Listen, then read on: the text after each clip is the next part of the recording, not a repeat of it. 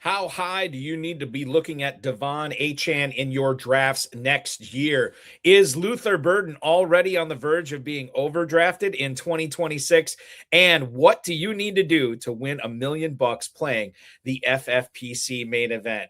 We've got a great show for you tonight. The FFPC Main Event champions, Rob Sarro and Nick Namacher, are here to talk about everything they did leading up to the championship sprint, during the sprint, and most importantly, what they're going to do with all that cash as we ask them that tonight. We've got a great show for you. I'm Eric Balkman. Ferrell Elliott is here. Stick around. Your high-stakes fantasy football hour starts now. Can't stand the pressure. I've seen greater men than need a lesson. Broadcast live and heard around the world, you are now watching the most entertaining hour of radio on the planet. Welcome to the High Stakes Fantasy Football Hour presented by myffpc.com with your hosts Eric Balkman and Ferrell Elliott. The High Stakes Fantasy Football Hour is your home for analysis from the best players in the world. And now, because no one else was available, here are Eric Balkman and Ferrell Elliott. Solace in the scripture. Are we not all our father's sons? I became a man. Nobody ever told me what a man was. Thank you, Rob. Greetings and salutations to all of you Balkaholics and Ferrelliacs. Welcome to the latest episode of the High Stakes Fantasy Football Hour presented by myffpc.com. I'm your slightly above average host, Eric Balkman. My co-host is the definitive commissioner of fantasy football, Ferrell Elliott. Coming up on tonight's show, we are going to dish about plenty of players, including but not limited to James Cook, Javonte Williams, and we're also going to get a visit from the freshest FFPC millionaires, one Rob Sarro and one Nick Namacher, who are going to be talking about how they won the main event this year and what they're going to do with that $1 million. We'll also talk about Wan'Dale Robinson, Lamar Jackson, and much more on the show tonight. Now, if you were not aware, allow me to make yourself aware that you can connect with us on X at HSFF at Eric Balkman. Of course, you can always learn more about the Kentucky Fantasy Football State Championship at KFFSC.com. Post on our Facebook page at facebook.com/HSFF. Email us at highstakesfantasyfootball@gmail.com. If you have any questions for us, now is the time to send them in. We'll try to get to all the chat room questions, X posts, and emails in the fantasy feedback segment coming up later on in the show. Shout out to our audio engineer, my best friend Bryce, and of course, our producer and mutual friend, Rob. The FFPC Weekly Challenge is live for one more time. Week 18 Weekly Challenge features no draft, no salary cap. Just pick 10 or 12 players if you want to play with kickers and defenses. Win up to $2,500 in 10, 30, or 100 team contests. Only one player per NFL team. Register now at myffpc.com. The world-famous FFPC Playoff Challenge is also live. Registration's going off the board in that at myffpc.com. Same format. No draft, no salary cap. There are no convoluted rules with this. Just pick your 12 players and watch them ride through the Pro Football Championship. Remember, double points for any players you get to make it that far into the Pro Football Championship. Win $500,000, win $100,000 grand prizes with $235 entry fees, respectively. Same thing. One player per team. Get your teams together now. myffpc.com. Remember to like this video, subscribe to the channel, comment on the video, share it with your friends, share it with your enemies, and get notified each and every time we go live, which will be this coming Tuesday night. So we'll talk about that at the end of the program. I want to welcome in the co-host with the most. You know him, you love him, you follow him on X and Instagram at jferrellelliott.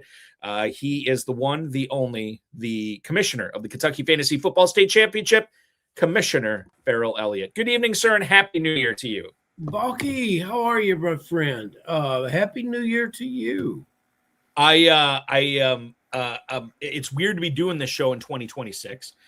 Given, when we started back in the day, but here we are, man. Well, I knew you were going to make it to 2026. A couple times last year, I had my doubts. What are your early New Year's resolutions? To be more like Rob and Nick? And that's one. Balky, my hair looks ablaze. I've got too much light. You don't have enough. Maybe we should get a set producer. Maybe that should be.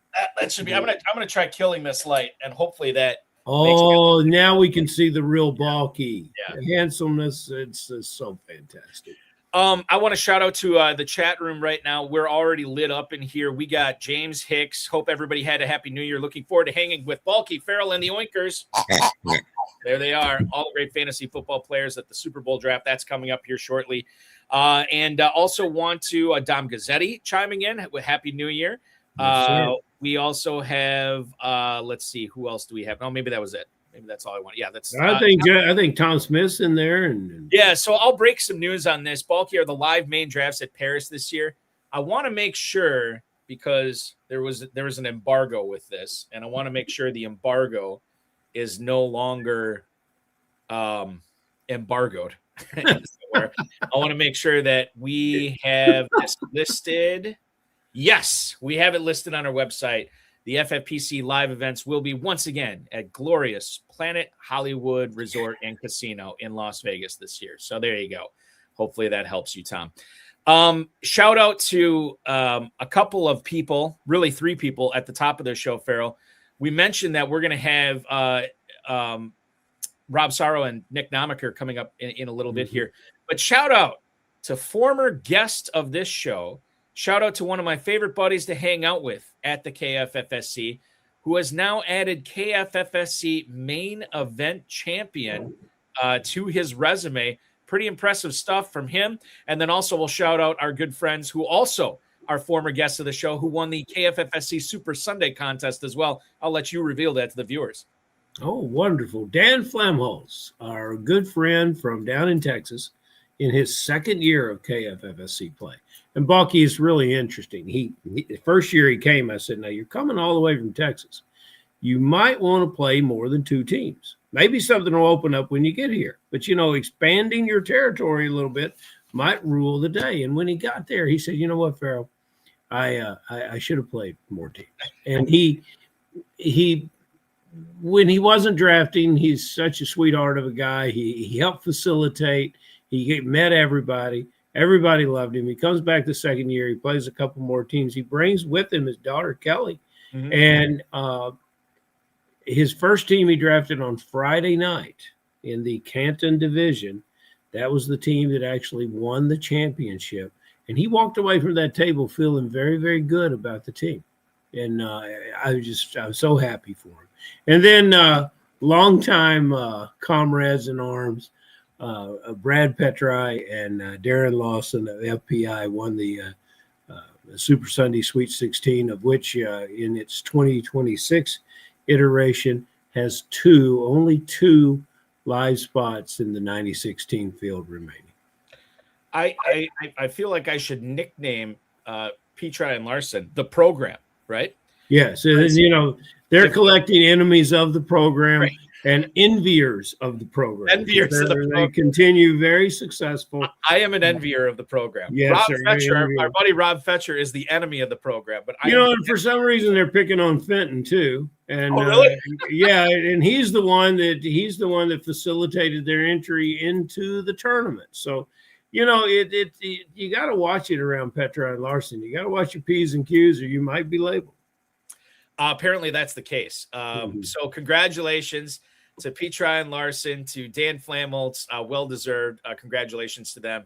And we'll have to get Dan back on this show for sure to celebrate his KFFSC win. Ferrell, let's get into it tonight. We have the Week 18 challenge, obviously, but I know as many of our shows normally do this time of year, we take a look towards the playoff challenge. We also take a look towards 2026 drafts, which are going to be starting up here in a matter of a week or two with the FFPC, and of course, shortly thereafter with the KFFSC as well. Javonte Williams will not play in the Week 18 game against the Giants. He finished his season with 252 carries, over 1,200 yards, and 11 touchdowns. One of the best values in high-stakes fantasy football this year. The running game for Dallas was really, really good under the new offensive coordinator, Clayton Adams, who took over for Brian Schottenheimer, who took over as head coach this past offseason. And now he is a free agent once again. He is going to be 26 years old before the season starts, not past his prime yet. At least I don't think. Maybe he's in it right now. This is very, very compelling, Ferrell, because in drafts in 2026, Javonte Williams could come back as the lead guy in Dallas, and all of a sudden he's looking like a second-round pick. Or maybe he signs with somebody else, becomes the 1B or something like that. Or I don't even know, or maybe he becomes the 1A or the 1 on some other team, but it's not as good as Dallas. So I think it's going to be very interesting to see where Javonte Williams falls in drafts this year. I think a lot of people will draft him like a Cowboy, but he's not necessarily going to be a Cowboy. We know since the Ezekiel Elliott contract, Dallas really has not liked to pay their running backs. Well, I think also in the Eastern Division of the NFC, a precedent has been set with the New York Giants losing Mr. Barkley down to Philadelphia. Dallas sure doesn't want to see anything like that happen. I think they paid Javonte Williams. They hung on to Pollard for a very long time, giving him a lot of chances to be successful. They gave Williams a chance to be successful, and bang, he was. So I expect Williams to be a Cowboy. I expect him to have another big year. And if I think back to the spring and summer, we were big Javonte Williams fans, Balky. So, and we're going to have to come up with good things in our memory and some things that we've suggested to be really good because and really beneficial to our listeners, because we're kind of at a point where right now we can do no harm. Because last week we told everyone not to start Godwin, and he what's that line? 7 for 108 and a touchdown in an oddly losing effort. It's just very confusing, but nevertheless, yeah. So would you, believing that he is going to be a Cowboy next year, is the second round too early for Javonte Williams for you, Ferrell? He's 2 and 3, and very early in the start of 3, I would suppose, and that's true value for him. Would be my, you're going to have to find a value running back somewhere else because it's not going to be Williams this year. But congratulations to those of you who picked him in 2025. Yeah, it was awesome. And I wish it's like I always say, I wish I would have had more Javonte Williams. That's the way it always works out, right? This guy will not fall to the second or even third round of drafts this year. Devon Achane is doubtful for this Week 18 game against the Patriots. Obviously, no reason to really bring him out there. He's dealing with a shoulder injury, has not practiced all week. Miami's just playing for nothing, basically, right now. If anything, maybe just for draft picks, right? And I would imagine we'll get a good look at Jalen Wright, who I tried to pick up in a couple of dynasty leagues, that he was still floating out there before the waiver wire closed for the season. We'll see what happens with that. But Ferrell Elliott, I don't know, what is this going to be, his fourth year in the league, third or fourth year in the league? Yes, sir.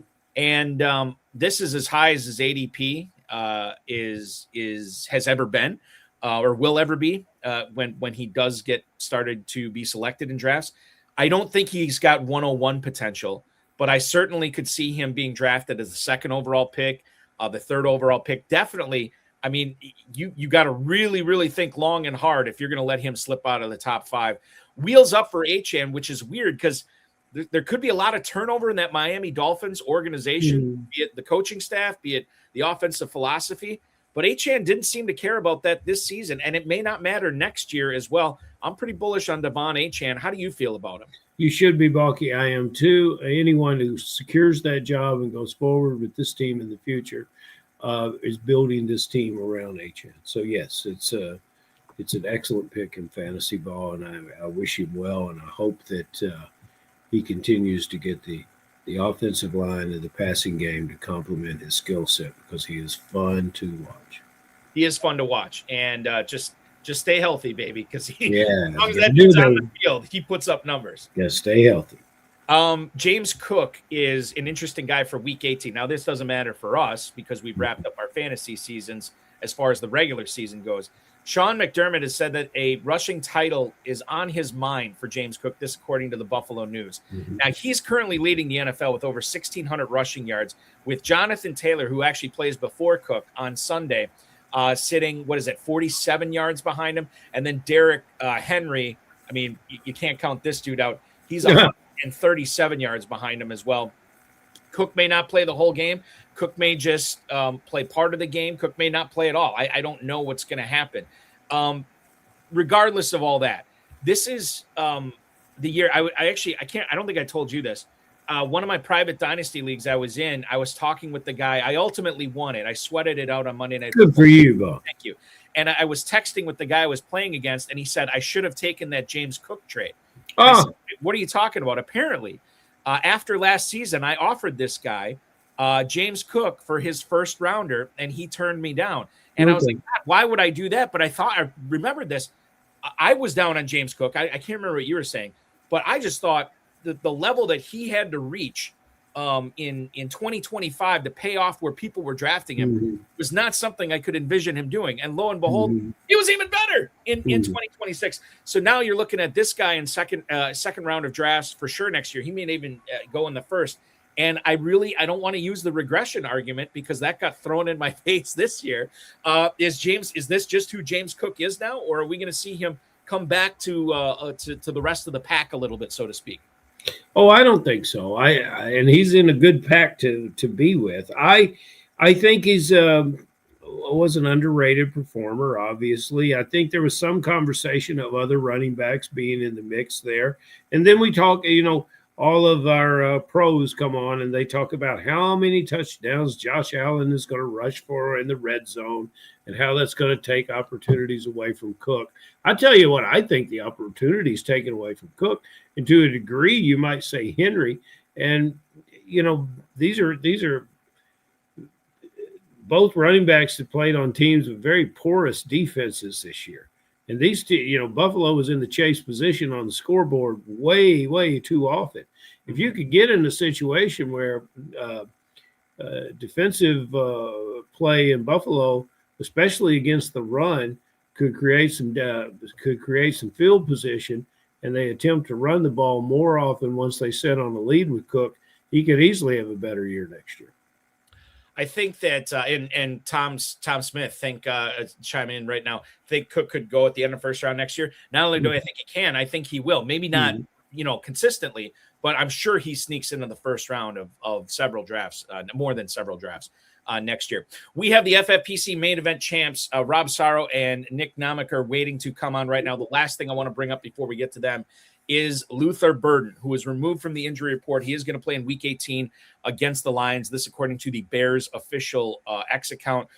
Burden actually got hurt at the end of the game last week against the Niners. Missed half of practice on Wednesday and full practice Thursday and Friday, so he should be good to go. This is a very interesting player for 2026 drafts, Ferrell, because I think the no-shows we've seen from DJ Moore more often than not this year, and then Roma Dunze, who started off really hot, but definitely petered out and then had the foot injury, and maybe that had something to do with his performance. I'm sure it did. But I look at how the Bears are ending the season, entering the postseason. Who are the two big playmakers on this team? Their first-round pick, Colston Loveland, and their second-round pick, Luther Burden. And I can't help but wonder if that is the recipe for success in Chicago for Ben Johnson going forward. And if that's the case, I think that Luther Burden is in dangerous territory for being overdrafted next year, because I think there's going to be a lot of people very excited about this guy, and I don't know if he pays off on that. Now, obviously, it depends where he goes in drafts. I mean, if he ends up going third, fourth round, yeah, I'm out on him. But after that, he becomes more interesting. Put it this way, Ferrell, I was very disappointed that I did not get Luther Burden on more of my dynasty teams, because I think he's going to have a very successful season next year. Well, I think he'll be a fourth-rounder draft pick. I think he'll be a third. People will remember the recency bias of all the great things he did. And, with the spirit of college football that is very much in my world right now and this week, the other Bear receivers could possibly be entering the portal if this was a college ball. This is the guy as far as this offense is concerned. And he's a player that delivered. We talked about what was the difference. In our contest in Kentucky was decided by 1 and 2 in decibels of points. And Burden was the guy that made the difference for a lot of people that cashed in. And I think he'll do that on a continual basis next year. So I'm high on this player. I guess I'm a little higher on him than you are, Balky. And we're just now going to roll back to what we just talked about with James Cook. Let's don't make Burden our 2026 Cook. I am. I guess I will have to carry that burden and bite the bullet and take Luther Burden in the 4th round of KFFSC drafts. We'll see who goes in the FFPC as well. Our next guests, or our guests on the show tonight, have entered FFPC royalty status. These two gentlemen have etched their name into fantasy history. They have slayed the giant. They have beaten the field and come away with a $1 million grand prize. Phil should do the Dr. Evil. $1 million in the FFPC. And they're here to tell us about it tonight, what the sweat was like, how they built this team, how they managed this team, and how they celebrated, most importantly. That's always my favorite part of the interview. Please welcome into the program your 2025 FFPC Main Event champions, Mr. Rob Sarro, Mr. Nick Namacher. Did I get the names right, guys? You did, and most people don't, so it's really impressive. Oh, good. I'm glad you He's a broadcast professional, Nick. Right. Yes, yeah. So this is exciting to have you guys on. We're trying to get Rob back in right now. I'm gonna see if one guy just bailed. No, we're trying to get Rob in. Rob, you got us? Rob is still celebrating. He's got us. Can you hear me? Yeah, you're coming through, man. You're coming through. So just trying to get the camera working. Yeah, well, as long as we can hear you, man, that's the biggest thing. We can kind of hear you. Stay on top of that mic, brother. Right, exactly. Yes. So let's talk about what you guys. The first non-fantasy football question. I'll let you go first on this one, Nick, and then Rob, let us know, what are you guys doing for a living when you are not winning $1 million playing fantasy football? Hey, Eric, Ferrell. Thanks for having us on the show. First and foremost, started watching you guys 2 years ago. And hey, you watch your guys' show, you might end up in our seat one day. And then big shout out to Fantasy Mojo too. Yes. Subscribe to them at the beginning of the year. First year doing it, first year to win. So big props to them. So when we're not playing fantasy, I'm in charge of finance and corporate strategy for a fastener distribution company. That's kind of my day job. I love that. Yeah, absolutely. What about you, Rob? I am actually running a sports card business called Gem 10 Breaks on Whatnot. We buy, sell, break sports cards. I actually do it with Nick's brother. Oh, nice. It's a family situation. I love it. Yes, sir. Yes, sir. It's a We're also family known as situation. the Drake May guys on there because So I want to get this straight. You guys are related, right? Yeah, Rob's my uncle. There you go. Okay. So Uncle Rob and nephew Nick is essentially and that leaves so many possibilities for naming your new LLC. But you got to get that done before March 15th, guys. Just pointing that out. Right. If you needing help, give us a call. Exactly. Ferrell's an expert in that that kind of thing. Okay, so I want to get into this and actually talk about the draft. Rob, you guys did this draft on August 5th.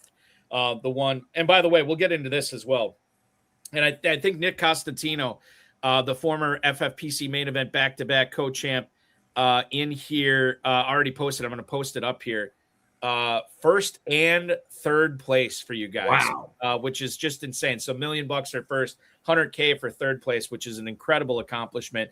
Rob, when you drafted the $1 million winning team on August 5th, did you and Nick talk about it afterwards? How did you feel about that squad after you drafted it? Oh, Nick, you might have to handle this one.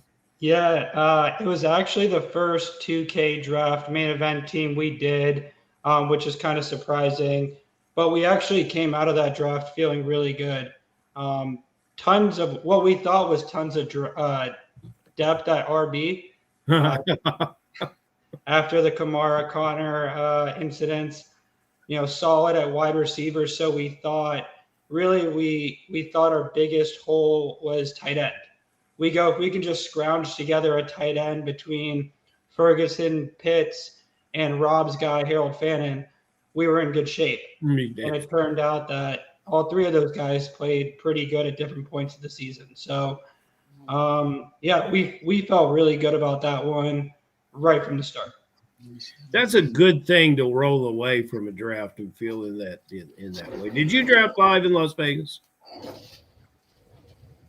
This Did you was, get live in Las Vegas, or did you come online? this was No, online. we were online. Yeah, but did you come to Las Vegas at all?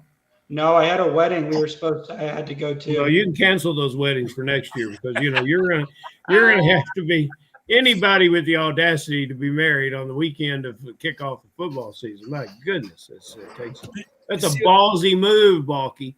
But yeah. and Tom Smith has already lined it up that we'll get you guys out to Planet Hollywood, and Tom's already giving you a location. And I don't know who the hidden jester is, but this guy's a comic genius. He comes in and says, "I could use another uncle," and that's good. Everybody needs an uncle like Rob. We don't necessarily know where he is. We can't see him and can barely hear him, but by damn, he's all right. I'm loving it. So, Rob, do you have us right now? I wish there was a better way to do Can this. you hear me? Yeah, there you are. Okay. Loud and clear, brother. Yeah, I'm on my laptop. I was trying to get the camera hooked up. I'm sorry about the tech issues. Oh, buddy, no, you're coming in loud and clear. clear, and everyone can imagine how handsome you are based on your nephew's good looks. So, Yeah, compare me to like Brad Pitt. Just think you're Yeah, looking at Brad Pitt or Pitt. something. Brad Pitt. I like that. That's good. Yeah. Let me ask Rob a question. Balky. I want to ask. Go ahead, please. And this, you scored 200 plus points in week 15 and 16. Had you scored 200 plus points in any prior week during the regular season? I believe me and Nick talked about that. I think we had 5 main event teams, and I think we had one team that scored over 200 points one week. Okay, so when did you guys, you got week 15 and week 16, and you're living in hope, and you see yourself moving up the leaderboard. And where were you after week 15? Do you remember?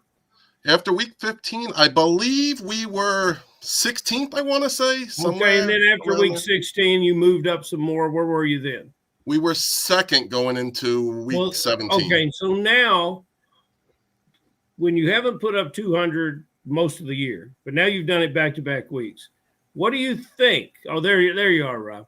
What do you think that do you just feel that how do we keep this rolling? Are we going to make it roll? Are we going to make it happen? What was going on? How did you? We honestly, we felt really, really good about the team. I mean, Purdy was hitting stride. McCaffrey's healthy, doing his thing. Olave's consistently doing his thing week to week. JSN, our star for the year, doing his thing. I mean, we felt alive. I mean, and we had great depth on the team. I mean, I joke with Nick because we were possibly going to be on the show next week, and I joke with Nick when we ended up not being on the show. I'm like, that's all right. We'll just go on next week after we win it. And I mean, we felt really good about the team. And then Christmas Day was a great day. All those low scores. All we had was Aubrey with put up like 17.5. Yeah. Am I on there now? I don't know. Yeah, you're good. You're good. Let me see it, Brad. Yeah, that's a good looking black on black t-shirt, sport coats. Always a really look. But yeah, so Aubrey put up 17.5, and everybody else really did nothing Christmas Day, last Thursday, and then Saturday was what? Derrick Henry had the monster game, but that didn't really affect anything. Mm-hmm. And other than that, you're watching that scoreboard. You're watching. And speaking of watching the scoreboards, I want to send a quick shout out to your guest from Monday, Brian. He had a great team. There was 2 or 3 teams that we had pulled up along with our own team that we were like really watching, and he was one of them. Mm-hmm. Along with the second place finisher, DC Lead, and Cocktails and Dreams, as always, had some great teams up there. Mm-hmm. Yeah, and I think Waleed Maqbul, actually, I think he was the team in between you guys in first and third. And we had him on the show, I want to say last December, where he had a team in contention in the main event, and then he finishes runner-up this year. So there's some heavy hitters up at the top of the board for sure this past season. So the other thing I wanted to get to here, or one of the other things I wanted to get to, the sweat on Sunday and Monday, right? Like Rob, you talked about Saturday. You talked about Thursday, obviously. Sunday and Monday, it's coming down to it. Obviously, there's a bevy of games going on Sunday. You have to wait out the Falcons and Rams. And I'll be honest with you, Rob, I don't know who is, like, if there's anybody in contention. I know we were talking about it at the FFPC. We never like to say that the phrase is where we're locked up. But hold on, I'm going to get you on right now. I'm going to get you on. Rob, I almost got you. Just give me 1 second here. Technology and about boom. that, guys. So sorry. You. There it is. There it is. So sorry. So sorry. I think you're better looking than Brad Pitt, actually. Oh, there we go. You know, you hear that all the time. Yes. So what was the sweat like, not only on Sunday, but obviously Monday night too? How did you guys spend those 2 days with football? Did you even watch the games? Did you want to get away from it? I'm always curious to hear this. Sunday, Nick came over to my house early Sunday to make our final lineup decisions. We had a really hard choice on Sunday morning. We had to leave out one guy out of Harold Fannin, Kyle Pitts, Juwan Jennings, and Michael Wilson. We couldn't decide. We decided we had to keep Kyle Pitts because so many other people had him. We couldn't take the chance. He was the one we wanted to leave out, but so many other people had him. We figured we just couldn't take that chance. We had to leave Juwan Jennings because of the Kittle being out. So it came down to Michael Wilson and Fannin. We ended up going with Fannin, which ultimately was the wrong move, but not a big deal. But to answer to get back more to your question, the main team was basically wrapped up Sunday. By halftime of the 49ers game, that team was pretty much wrapped up. I mean, we got some insurance points in the second half. Going into Monday night, somebody would have had to score 70 points with Puka and outscore Kyle Pitts or whatever. So that was basically over.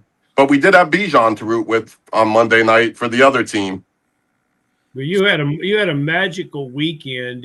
As you guys were managing this team, all these teams, 5 teams, throughout the season, did you ever, in this stretch run before, were there ever any near misses? You talked about what you did here, but was there ever something that you almost did wrong?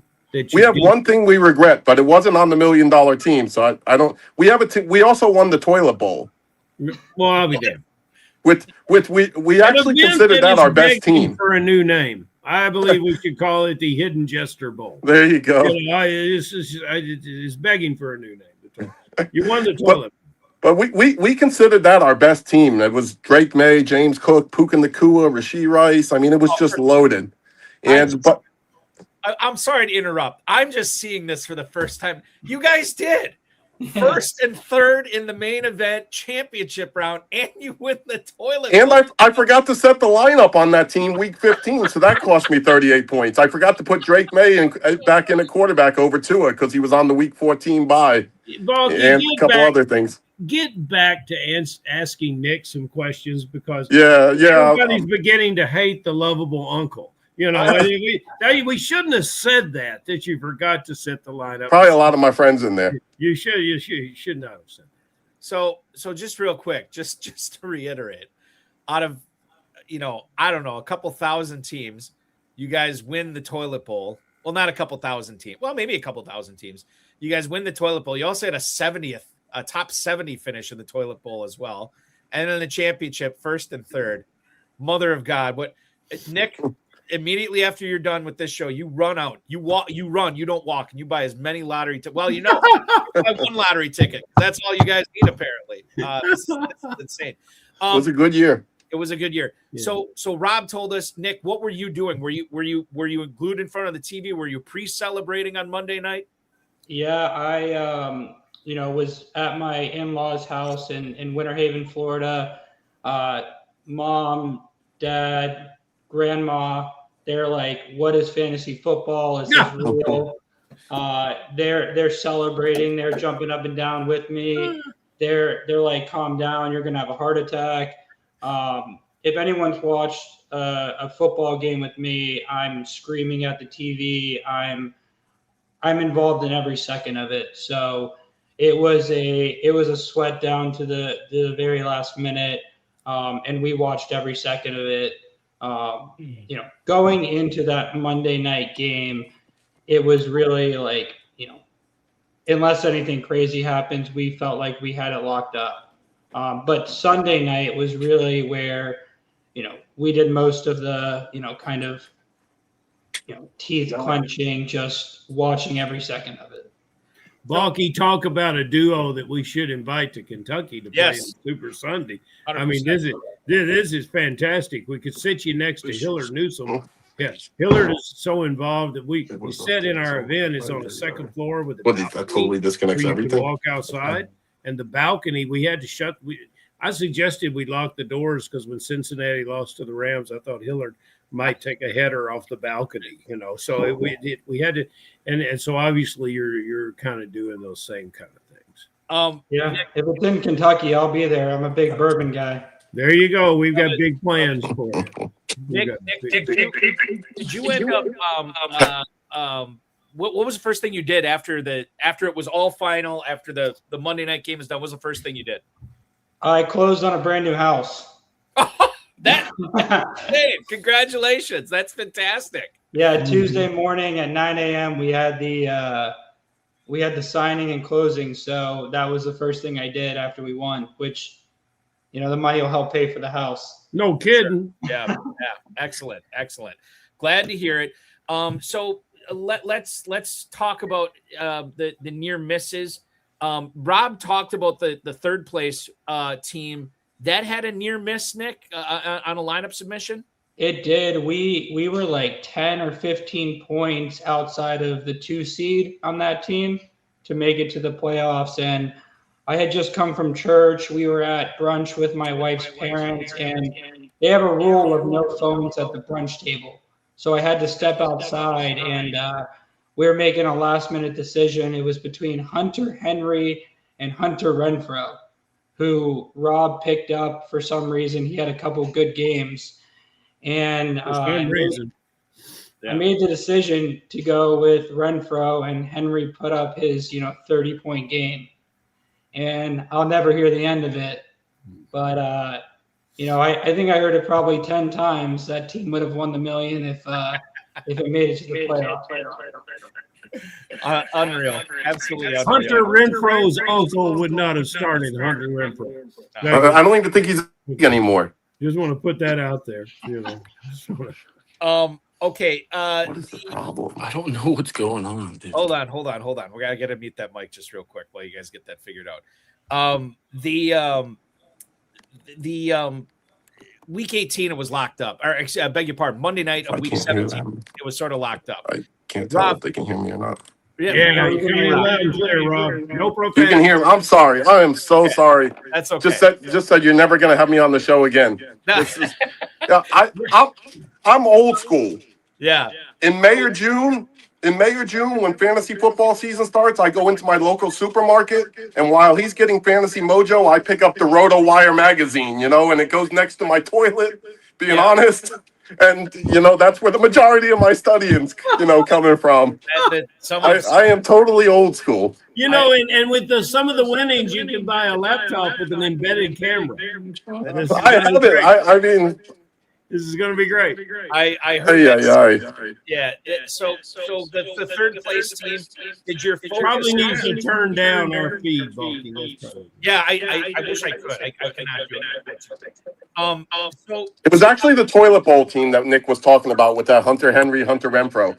That would have made the playoffs. It would have been the 2 seed. We chased that win all year. That 30 points and the win, we chased it all year. And it ended up we would have been the 2 seed on that team. Oh, we lost Rob. With his phone is not cooperating. Okay. Lots of confessions from Rob. Hold on, Nick. So did your focus on Monday night turn to the third place team, knowing that you basically had the million locked up? I mean, how closely were you watching that? Oh, I mean, so the third place team, we actually have a third partner in that, which is my brother.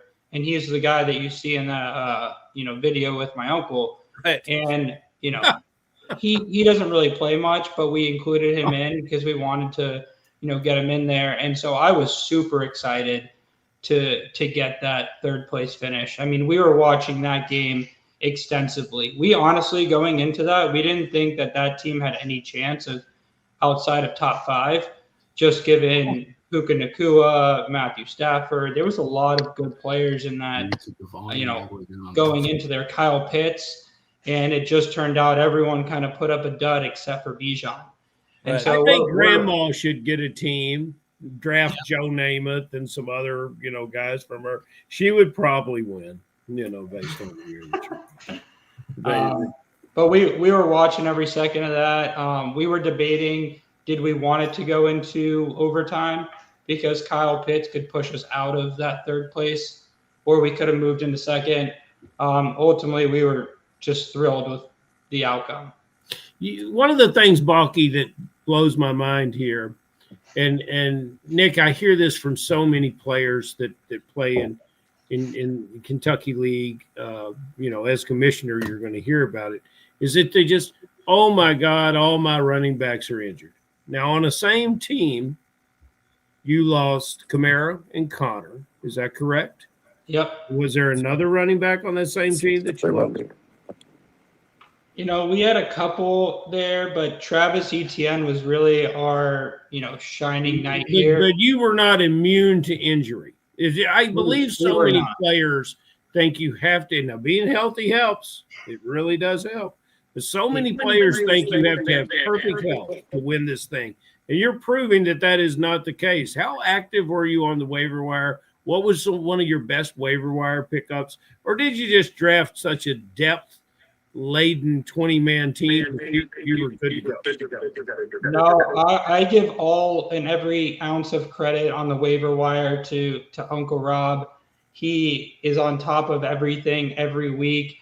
We almost don't even talk about the waiver wire, and I think it's probably the most important part of winning this thing. So I'll let Rob talk about his expertise in the waiver wire. Fire away, Rob. Hopefully I can stay on till the end of the show. But waiver wire was huge. I mean, I don't think you can win fantasy leagues without being extremely active on the waiver wire. I put hours a week in on the waiver wire.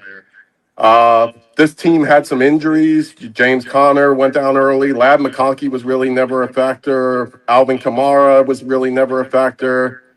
But I was able to pick up Rico Dowdell early in the season. We got a lot of good games out of him.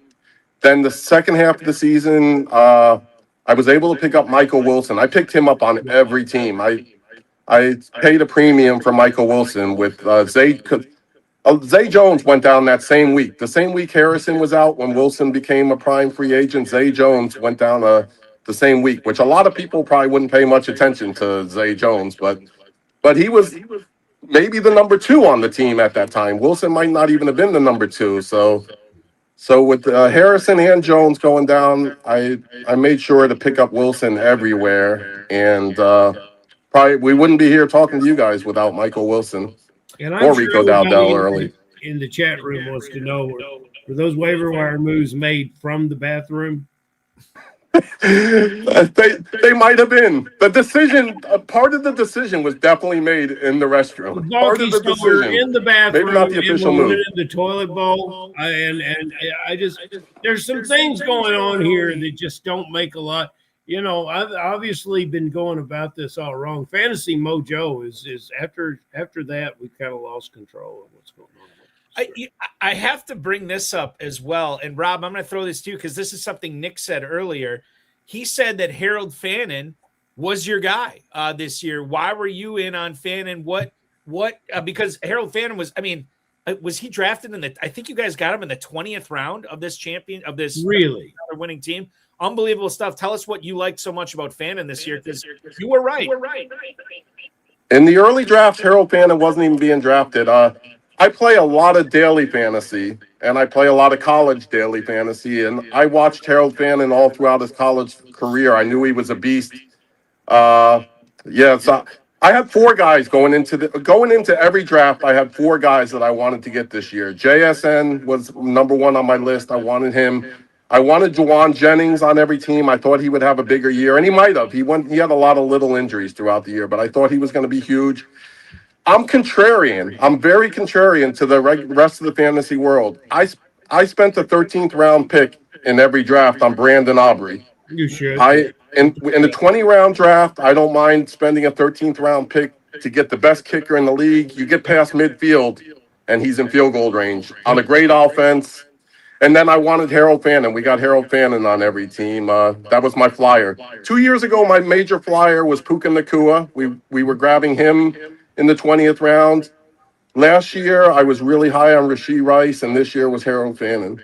Quick, what now that the college season is over, how much time will you spend with the Senior Bowl, the East-West Shrine game, the draft prep, all the news from the combine? How much time do you invest in continuing your following of rookie ball, of rookies that will move on to the NFL? Honestly, not much. I'm a gambler. So I'll watch that stuff from a gambling perspective. And if I can do fantasy on it, I'll have fantasy teams. But just as far as watching it to evaluate talent, that's not me. I'll pick it up as I'm watching them. Well, this is my last bathroom joke. But I believe between now and the draft, you'll spend some time in the bathroom, so you might as well spend it wisely. Continue on your streak. The other thing I want to drive home to the viewers here, Ferrell and Nick were touching on this before, but these guys ended up I meant to have your team up here, but basically your second round pick, Ladd McConkey, your fourth round pick, Alvin Kamara, your fifth round pick, James Conner, a second, fourth, and fifth round picks. Basically, none of these guys were in your lineup for the championship sprint. Maybe McConkey in one or two of the weeks, maybe none. I don't even know. But Kamara did not play pretty much the second half of the season. Connor missed most of the season. So really a testament to you guys and Rob, your work on the waiver wire. Obviously, Dowdle certainly factoring into that. By the way, Rob, and I'm not going to scroll up to Adam Hahn's earlier point. He wanted to know, are you in a man cave right now or are you at work? This is actually our work. This is our work office. So yeah, you'll see all the autographed jerseys and helmets and stuff in the background. Is this place open to the public? It's on Whatnot. It's on Whatnot. Gem 10 Breaks on Whatnot. There you go. With a Z. Breaks with a Z. Quick plug on that. Can I give you guys a quick fun fact? Yes. Quick fun fact before I forget. Please. Week 15, the first week of the Big Money playoffs, was the first week of the season that we started Kyle Pitts. We did not use Kyle Pitts all season. We drafted him. We're Gators. We're a family of Gators. We drafted him in like the 12th round. Get our Gator guy on the bench, see what happens. But Jake Ferguson was our tight end one all year. First half of the season, he was great. Harold Fannin, we mixed in there a couple times, flex. But we didn't start Kyle Pitts once all year until that 51-point game. That was the first time we had him. So again, just to reiterate to the viewers, these guys won the $1 million. They won third place as well. They won the toilet bowl. And how did they get first place in the main event? By not starting Kyle Pitts at all until the first week of the championship sprint when he scored 350,000 points. I don't often say this, guys, because it's bad business for the FFPC. Just retire now. You will never run more pure than you guys ran in this championship sprint. Congratulations on Balky, it's been a long time since we talked about movies. Yeah, go ahead. Godfather, recognized as the greatest movie ever made. But if you were to get Puzo, and if you were to get Ruddy, and if you were to get the director, what's his name? Francis Ford Coppola. If you were to get them all in a room, they would tell you Godfather 2 is the better film. And these guys, I think 2026, the repeat of these guys is going to be just like Godfather 2. Lord help us if that happens. It would break fantasy. It would be unbelievable. I got an email, Nick. I'm going to throw this one. I got two emails for you. Nick, I'll let you take this one first. I think. I'll let you handle this one. Jeff in Pleasantville, New Jersey. Is it wheels up for Ricky Pearsall in the postseason, or is Juwan Jennings still someone to be trifled with? That is Jeff in Pleasantville, New Jersey. Nick, we could talk about this in a 2026 sense as well. I know you guys had a lot of Jennings this year. You heard your Uncle Rob talking about it. What do you think is going to happen with the Niners in the postseason, and then sort of this offense as it evolves going forward at the wideout position? I'd stay away from both Jennings and Pearsall in the playoff FFPC tournament. Feel like Kittle comes back healthy. There's just way too many targets to go around with McCaffrey, Kittle. Honestly think Pearsall is the better talent. Went to Florida, watched Pearsall, went to those games. He's a stud receiver. I wouldn't be surprised if we see Jennings on a new team next year. But I don't think either of those guys are, gonna show out for the playoffs. They'll put up their points. They'll score a couple touchdowns. If I had to lean one way, I'd go Pearsall, and that's my guy, going forward. So I'm gonna let you do. Let's see if I can get Rob back here. Maybe I can. Maybe Rob gone again. Yeah, he's trying. And this is an online business, by the way, that Rob is running. I just want everybody to know that. So Nick, this other email that I have here, and this is another one, something that Rob was talking about earlier. This is from Kurt in Columbus, Ohio. Congrats, champs. Who's the higher draft pick in Arizona next year? Marvin Harrison or Michael Wilson? Enjoy all that cash. That is Kurt in Columbus, Ohio. Nick, do you have a feeling on Wilson v. Harrison yet? Rob and I talked a lot about this. When Marvin Harrison's on the field, he's the clear-cut number one target. Brissett is looking his way. He's trying to throw him the ball, and we think they would be a much better team if, they were looking at Michael Wilson first, right? It's a totally different offense, totally different, just way they run everything out there. And so, look, going into next year with both those guys out there, I think Harrison's definitely going to be going higher in drafts. But Michael Wilson is definitely the guy you should go out and get. Okay. Well said. And to that point, Ray C on YouTube, Nick, wants to know, congrats, any players that you are already excited to pick for next year? And I would say, based on how the end of the season turned out for you, everybody is literally awaiting this answer with bated breath on the edge of their seats because you guys did so much right this year. Who are you excited to get on your squads for 2026? I see it all depends on ADP, right? But I see Olave going, mid-second round next year. If he stays healthy, avoids the concussions, he'll be a beast. Travion Henderson is a guy people should definitely, try to move up on draft boards to go get. And I'll say the one thing we tried to do this year, and we didn't do enough of it, is don't focus so much on ADP. If you want to jump up 5 or 6, 7 picks, even a round early, do that for your guy. Get your guys. JSN was our guy this year.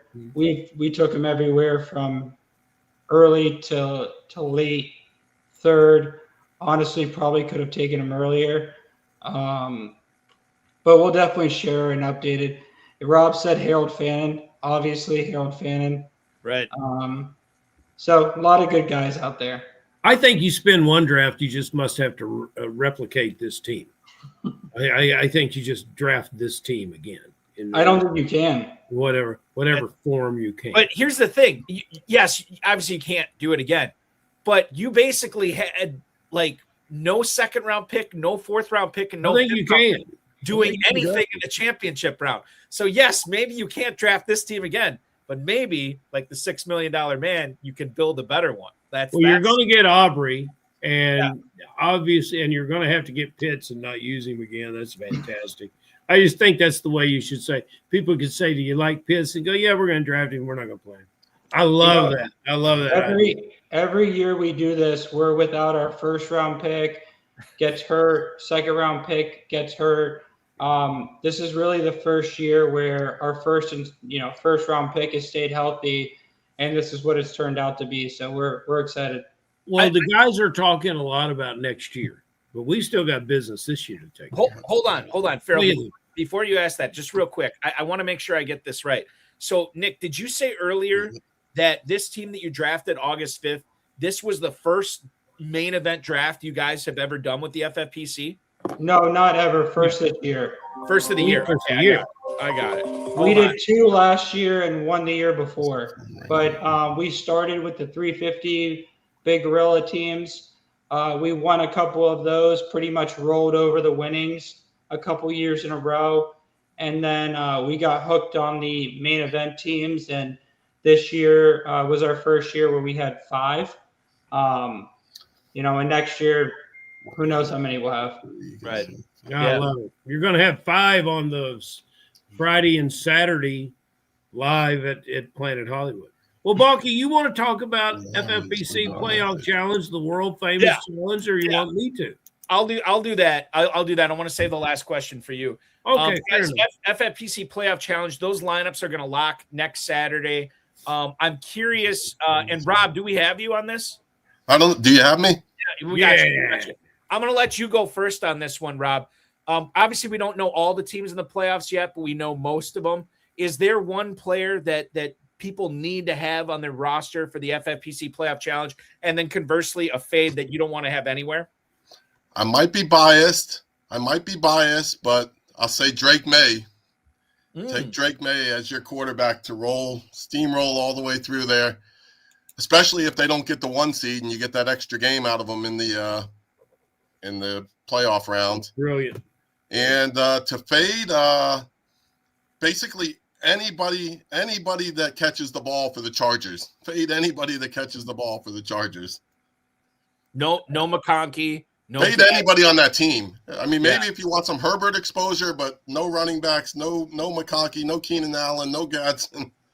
Well, that's wonderful. You've got a quarterback with a bad wrist and no offensive line. He's been sacked more than anybody. He's got the Burrow syndrome. He's been sacked more than anybody. He's been hurried more than he's been sacked. Yeah. It's amazing he had the year that he had. Rob, I apologize again, guys. I'll never do this from a phone again. I'll have it set. Don't worry. Next time I'll have it set up if there is a next time. Yeah, you never know. I mean, if you guys, had all this stuff go bad for you this year and you end up getting first, third, and the toilet bowl, I have a feeling we're going to see you again. Tom Smith is chiming in. Do you fade the winner of the Tampa Bay or Carolina game in the FFPC Playoff Challenge? Nick, how do you feel about that? I mean, is the winner just kind of one and done because they'll play the best wild card team? Yeah, Rob and I were talking about this, I think earlier yesterday. He goes, you pick their defense or kicker because it's probably going to be the last game they play. What about you, Nick, for targets and fades in this playoff challenge? Drake May was going to be the guy I pick. I honestly, as much as I love JSN and I think he's been a huge asset for our playoff team, I don't see them getting out of the first round. Wow. So it's going to be a difficult one, just given the format of it. I'm sure he puts up some good points, but I don't see them getting very far in the playoffs. As great of a talent as he is. Interesting, very interesting.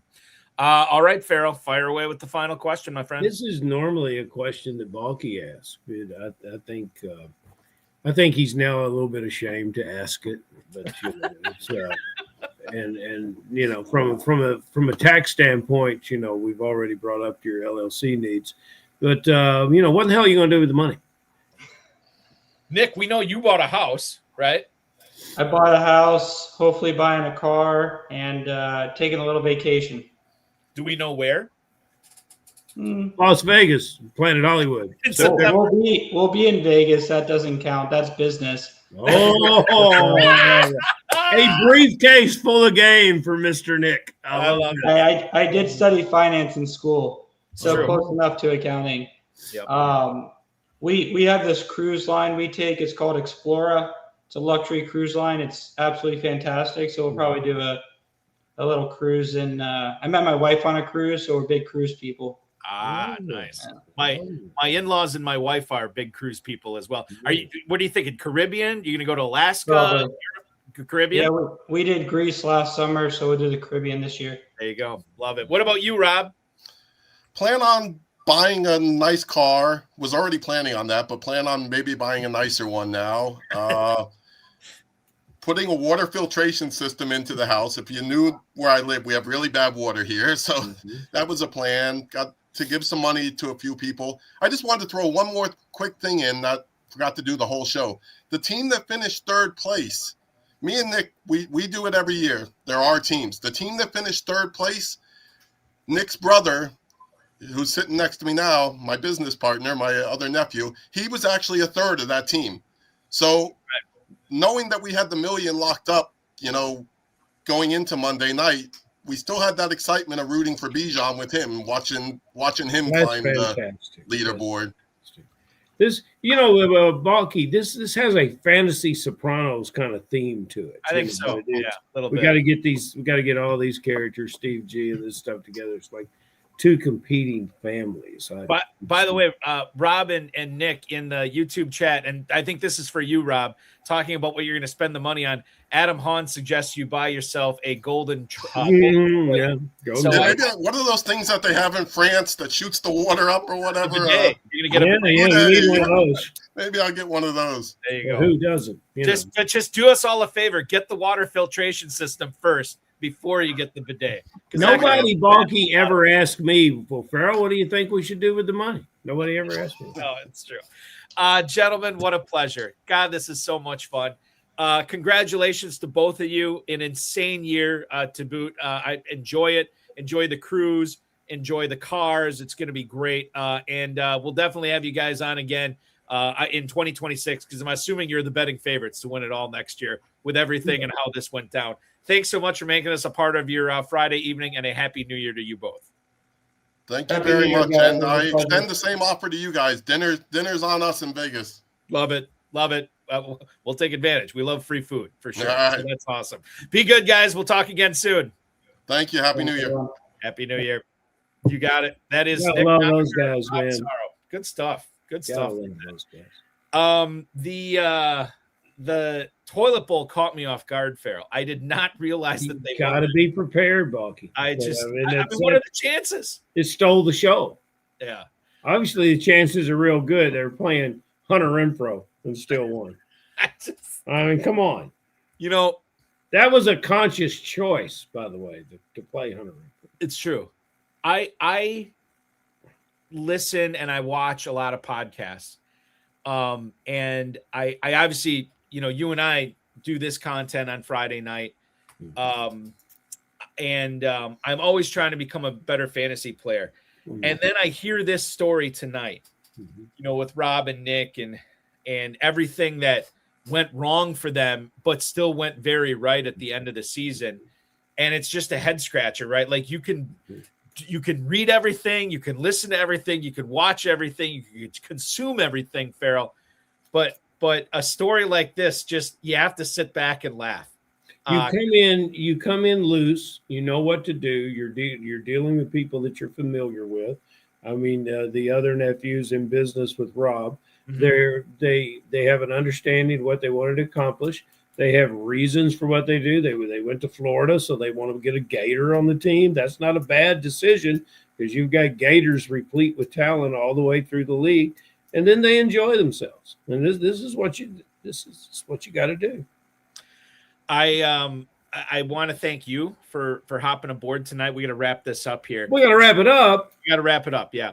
So here's what I want to do. KFFSC.com.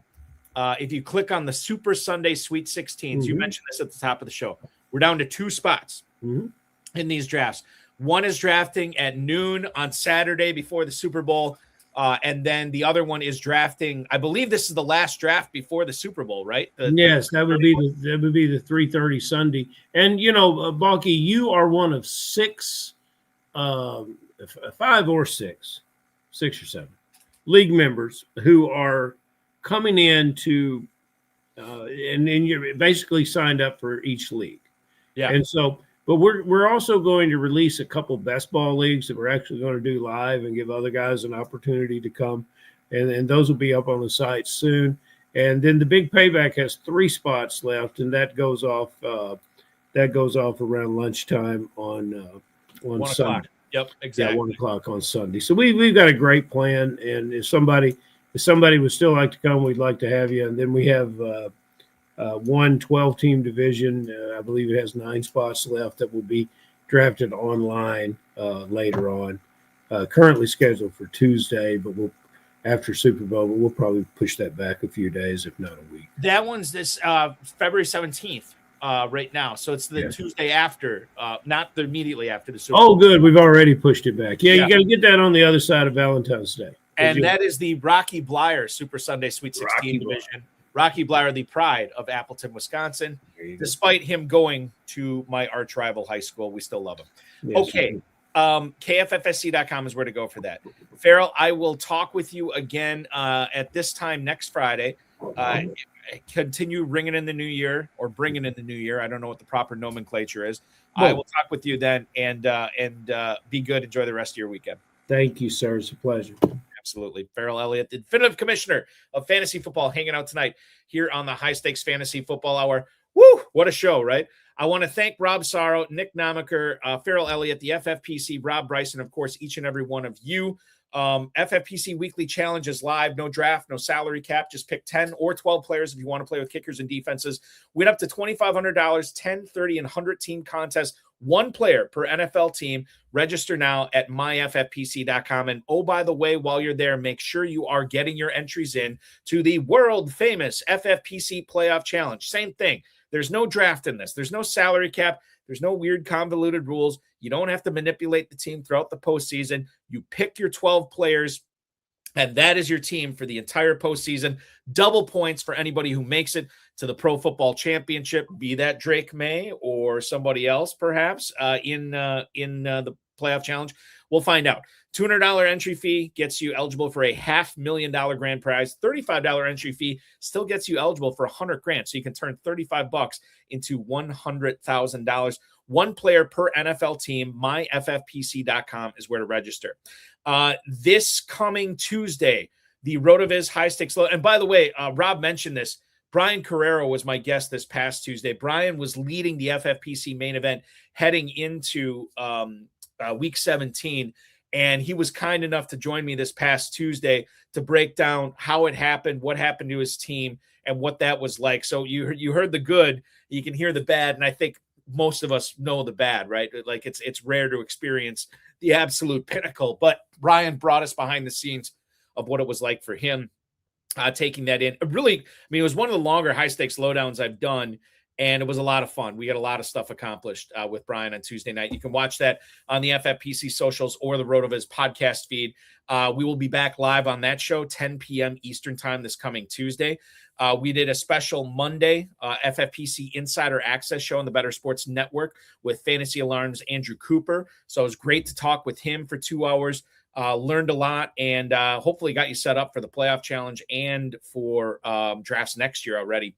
And then we will be back this coming Thursday. We'll resume our Thursday time slot for the FFPC Insider Access show on the Better Sports Network or anywhere the FFPC socials are, YouTube, X, Facebook, what have you. RotoWire's Joe Bartle will be my guest for that. That's going to be a banger. Can't wait to chop it up with Joe on Thursday. And as I said, we will be back here Friday night at 10 p.m. Eastern time. Remember to like this video, subscribe to the channel, comment on the video, share it with your friends, share it with your enemies, and get notified each and every time we go live. Your weekend officially starts now.